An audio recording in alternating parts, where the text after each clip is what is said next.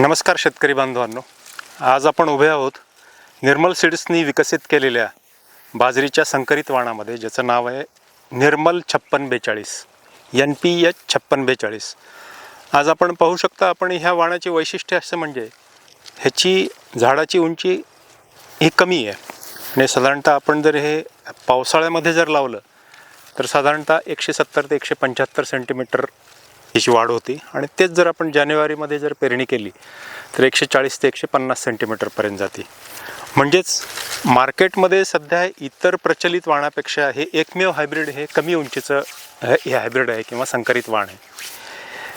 त्यानंतर ह्याचा कालावधी जर पाहिलं तर पावसाळ्यात जर लावलं आपण हे ते साधारणतः 75 ते 80 दिवसामध्ये तयार होतं, पण तेच जर आपण जानेवारीमध्ये लावलं तर साधारणतः 90 ते 95 दिवसामध्ये परिपक्व होतं. कमी उंची असल्या कारणाने ह्याच्यामध्ये मजुरांना पीक परिपक्व झाल्यानंतर सहजासहजी ह्याची कणसं आपल्याला कापणी करता येते.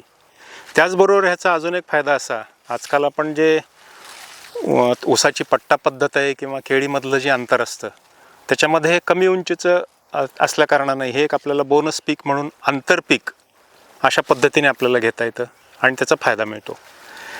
त्यानंतर ह्या वाणाचं वैशिष्ट्य असं आहे की कणसाची लांबी आणि ह्याची जर जाडी आपण पाहिली तर इतर प्रचलित वाणाच्या तुलनेमध्ये ह्याची जास्त असल्याकारणे आणि उत्पादक फुटव्याची संख्या जर आपण पाहिली तर ह्याची 3 ते 4 फुटवे हे प्रति झाड अशा पद्धतीने आपल्याला इथं पाहायला मिळतात. निश्चितच आपण जर हे टोकन पद्धतीने केलं किंवा ड्रीप इरिगेशनवर जर केलं तर निश्चितच आपल्याला ह्याच्यापासून अधिकाधिक उत्पादन मिळतं.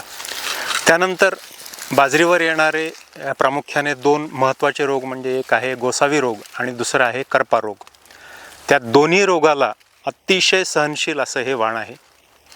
हे पावसाळी हंगामात सुद्धा आपण ह्याची लागवड करू शकता आणि उन्हाळी हंगामामध्ये सुद्धा ह्याची आपण लागवड करू शकता आणि अधिकाधिक आपण उत्पादन घेऊ शकता. तरी येणाऱ्या हंगामामध्ये आपण शेतकऱ्यांना असं आवाहन करतोय की अधिकाधिक शेतकऱ्यांनी ह्या वाणाचा उपयोग करून आपल्या प्रक्षेत्रावर ह्याची लागवड करावी आणि भरघोस उत्पादन घ्यावं.